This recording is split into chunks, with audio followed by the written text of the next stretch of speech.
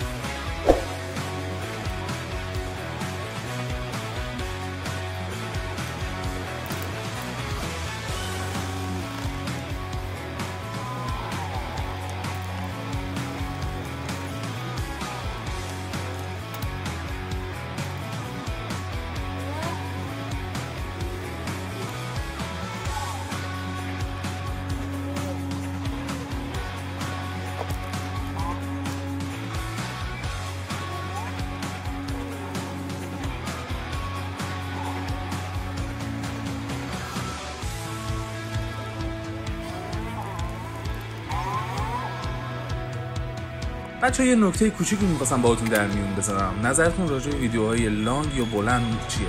اگر دوست دارین برام کامنت کنین که ویدیوهای بلند بذارم یا نه فقط شورت بذارم براتون. و در آخرم باید بگم مرسی از نگاه زیبایتون که تا آخر این ویدیو با من همراه بودین.